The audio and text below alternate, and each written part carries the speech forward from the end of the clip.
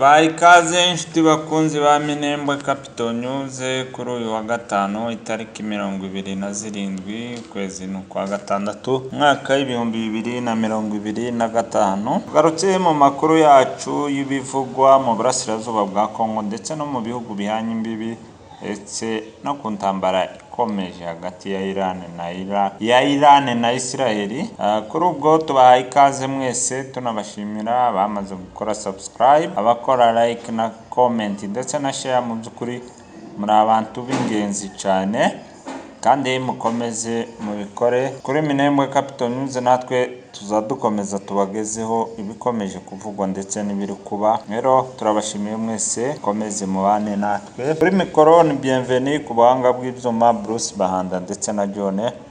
Kuri ubwo reka duhere amakuru yacu ku bikomeje kuvugwa muri Rugezi.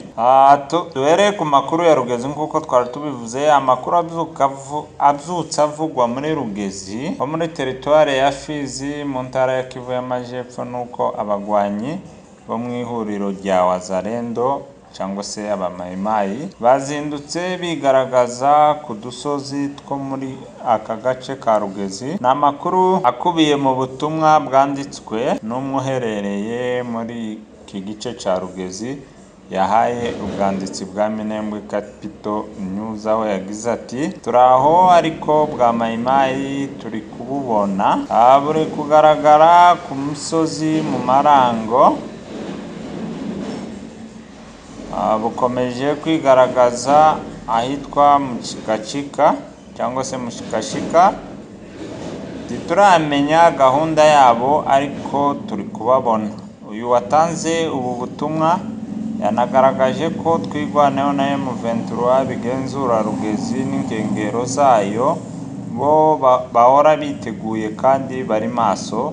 Ati twigwaneho itegereje ico ba mayimayi bari bukore, kandi nibaza baraza gusubizwa inyuma bahabwe amasomo abakwiriye. Mu bitero bitandukanye byose bagiye bagaba mu Rugezi no mu nkengero zayo, bagiye basubizwa inyuma vuba cyane kandi bikomeye. Iyi Rugezi izindutsemo aya makuru twigwaneho na M23 byayibohoje mu kwezi kwa gatatu ahagana mu ntangiriro zako uyu mwaka wa 2025. Hari nyuma yaho habereye imigwano ikomeye hagati y'ihuriro ry'ingabo za Repubulika Iharanira Demokarasi ya Kongo n'ingabo z'abarundi bafatanya ndetse imitwe yitwaje intwaro biherereye muri ibi bice byo muri Rugezi. Bivugwa ko kandi ingabo zakuwe muri ibi bice bya Rugezi zahungiye mu Rurenge, Gasiro no mu bindi bice byerekeza za Mirimba, ahafatwa nko mu birindiro bikomeye bya FDLR na Wazalendo ndetse n'ingabo z'u Burundi dasize imbonerakure. Aha rero niho aba bagwanyi bakomeje kwinuka bagaragara muri za Rugezi, akenshi binuka za Mirimba ndetse no mu Rurenge. Mu bitero binyuranye byose bagiye bagaba muri Minembwe byagiye byinuka mu Rurenge. Twigwaneho na M23 bakomeza kubisubiza inyuma, ndetse ingabo zaje kuhatakariza mu buryo bukomeye cyane, zagiye zihasiga ubuzima cyane iri huriro rya Wazalendo, mayimayi ndetse na FARDC. Umugaba mukuru w'ingabo za Uganda General Kainerugaba Muhozi, umuhungu wa Perezida Museveni, tumiye abanyarwanda muri Uganda ko baza kubasura mu buryo bwa kivandimwe, ngo ati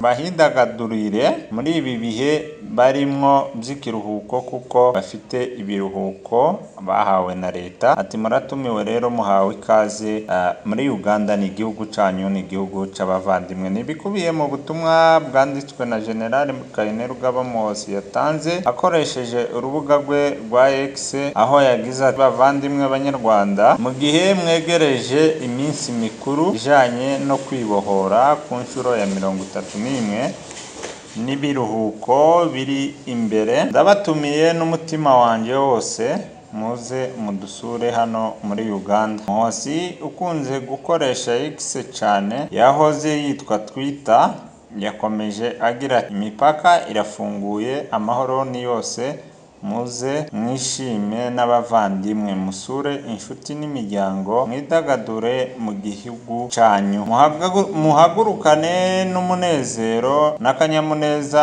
Uganda ni iyanyu muri rusange, iwanyu ni iwanyu, kandi muze mudafite ikibazo na kimwe. Mbifurije ibiruhuko byiza, Imana ibarinde. Muhoozi avuga ko yakunze kandi avuga ko akunda abanyarwanda cyane, kandi anabashimira. Akunze no kwita perezida w'u Rwanda anko cyangwa se ise wabo. Ibi Muhoozi avuga akunze kandi no kugaragaza ko u Rwanda ari mu rugo rwa kabiri, kuyemo Uganda, ahandi ha kabiri ni mu Rwanda. Ubundi kandi yagiye yumvikana atangaza ko perezida w'u Rwanda Paul Kagame ari se wabo, aho yagize agira ati my uncle, data wacu. Akavuga kandi ko umwe mu b'ingenzi afatiraho icyitegererezo. Ibi ngibi byose akomeza abitangaza ku rukuta. Mu kwezi kwa kane umwaka wa 2023 ubwo General Kainerugaba Muhoozi yizihizaga isabukuru y'imyaka 49 y'amavuko ye, yayizihirije mu Rwanda anakigwa n'umuryango wa perezida Paul Kagame mu kwizihiza ibi birori by'isabukuru ye y'amavuko. Nyarukire ku myigaragambyo yabaye mu gihugu cya Kenya, ikomeje no kuvugisha abari ku butegetsi cyane, aho iyi myigaragambyo yakoze itangaza. I Nairobi mu gihugu cya Kenya abantu 16 barishwe, naho hafi 400 barakomeretse nyuma yaho abantu babarirwa mu bihumbi imirongo bigabije imihanda yo muri uyu mujyi wa Nairobi bamagana leta ya Perezida William Ruto. Imyigaragambyo yakozwe ku wa gatatu muri iki cyumweru turimo. Umuyobozi wa Amnesty muri Kenya, Irunga Houghton, mu kiganiro yahaye itangazamakuru yemeje ko hapfuye abantu 16, abandi 400 barakomereka. Yagize ati ku wa gatatu abantu benshi binjiye mu myigaragambyo mu mihanda iri Nairobi, Mombasa no mu tundi duce twa Kenya dutandukanye, cyane cyane nk'akunze kwitwa region ya Mount Kenya cyangwa se Mount Kenya region.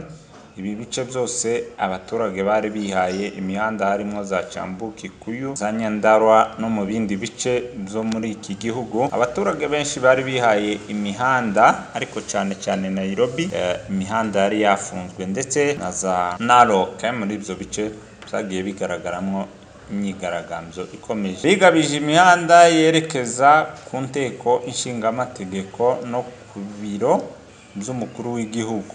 Muri aba bari mu myigaragambyo hishwemo 16, abandi 400 bagakomereka. Aya makuru akomeza avuga ko mbere y'uko imyigaragambyo itangira, iriya mihanda ija mu nteko nshingamategeko n'ija ku biro by'umukuru w'igihugu, polisi yari yayifunze. Ikavugwa ko kandi polisi yarashe amasasu ya nyayo kugira ngo itawanyikishe abigaragambyaga. Ibyo byateye gushigwaho kwihagarikwa ry'amateleviziyo y'igihugu ndetse yo muri iki gihugu, kugira ngo bareke gukomeza kugaragaza imyigaragambyo. Byaje gushigwaho itangazo rihagarika kwerekana imyigaragambyo. Gusa abari mu myigaragambyo bagiye berekera ku birindiro bya polisi, batwitse ibigo byinshi cyangwa se amapozisiyo menshi ya polisi, ndetse banangiriza n'amamodoka ya polisi barayatwika. Mu by'ukuri ni imyigaragambyo yari ikomeye cyane.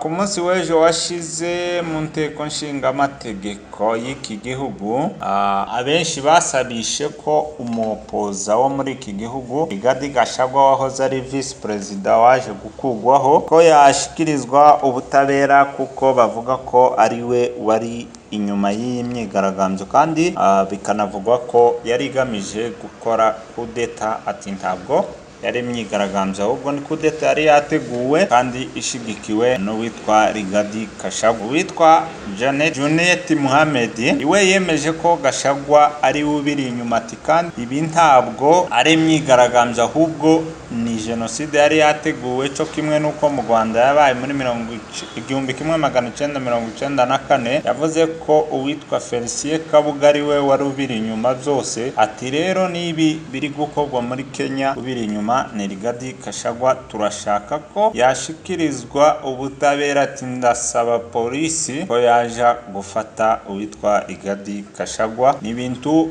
abari ku butegetsi bavuga ko atari imyigaragambyo yari yateguwe ahubwo ari kude. Vice Perezida watsimbuye Rigathi Gachagua Ture Kindiki Abraham nawe aganiriza abaturage ahitwa Matunguru, yavuze ko batazongera kwemera ko igikorwa nk'iki kizaba muri iki gihugu. Ati nimba ari demokarasi zayihagarika, ariko ibyabaye ntibizongera kubaho muri iki gihugu. Ati kandi hari n'aba ambasaderi atabashe kuvuga amazina, yavuze ko nabo bari bashigikiye ibi byabaye. Ati nabo turabasaba ko bazaza gusobanura impamvu baza kubikorera ku butaka bwacu, batabikorera mu bihugu byabo. Ni ibintu bikomeje kuvugisha abari ku butegetsi cyane, kuko zari byarenze igaruriro kandi yari imyigaragambyo mu by'ukuri yari irimo imbaraga zikomeye ziri mu rundi rwego, aho insoresore zari zamaze kwikwiza imihanda yose. Gusa banakomeza bashinja itangazamakuru gusapotinga, kuko bavuze ko iyo babigaragaza live bitera n'abatari mu myigaragambyo kuhita bayitangiza mu bice baba baherereyemo.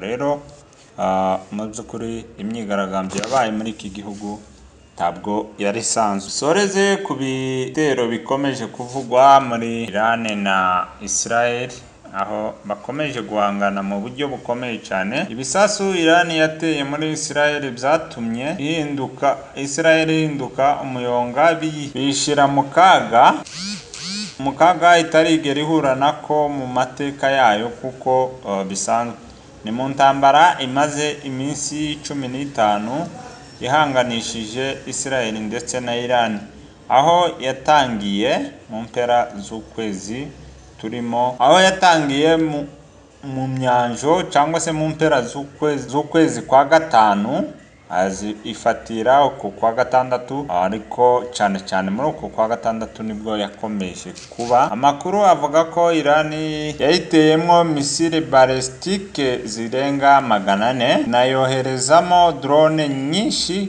ku buryo nibura misile zigera kuri 35 zabashije kwika hasi ku butaka bwa Israel, zinashwanyaguza ibikorwa remezo byabo. Si ibikorwa remezo gusa byonyine zangirijwe, kuko kandi zatwaye n'ubuzima bw'abaturage ndetse n'abantu benshi, kuko byagiye bitangazwa n'ubuyobozi bw'iki gihugu cya Israel. Amashusho atandukanye yagiye ashikikana ku mbuga nkoranyambaga yashizwe hanze, yagaragazaga ko ubukana bw'ibisasu bya Iran yateye muri Israel n'ukuntu byahitanye ico gihugu umuyobozi, n'ukuntu byahitanye abatari bake muri ico gihugu, ndetse ibikorwa remezo bihinduka umuyonga. Ni ibisasu amashusho yerekanye ko byahinduye igihugu ivu, biza kugisiga ndetse cangiritse cyane mu mijyi nka za Jerusalem ndetse na Tel Aviv. Ariko ni intambara itari yoroshe. Gusa ku ruhande rwa Israel nabo hari abayobozi batandukanye bagiye bahitanwa bo muri Iraq, gusa hari n'abandi bagiye bagaragara mu myigaragambyo. Israel yari yavuze ko yahitanye, ariko nyuma baje kugaragara neza ko bakiriho kandi ari bazima. Reka tubashimire. Amakuru yacu n'ayakagaruka umunsi ku wundi. Turabashimiye mwese tubana umunsi ku wundi. Mu by'ukuri muri abantu b'ingenzi kuri twe, duhora tubivuga kuko muri abantu beza kandi b'ingenzi. Niyo mpamvu natwe bidutera imbaraga kugira ngo tukomeze tubagezeho amakuru. Mugire umunsi mwiza n'intangiriro za weekend nziza. Imana ikomeze ibarinde. Ku batameze neza turabifuriza kumererwa neza, abagwayi turabifuriza gukira vuba, namwe abazima tubifuriza ubuzima buzira umuze, muhahe muronke, nico duhora tubifuriza. Mugire amahoro y'Imana. Kuri mikoro ya Bienvenue, ku buhanga bw'ibyuma ni John. Umunsi mwiza. Amakuru yacu n'ayakagaruka.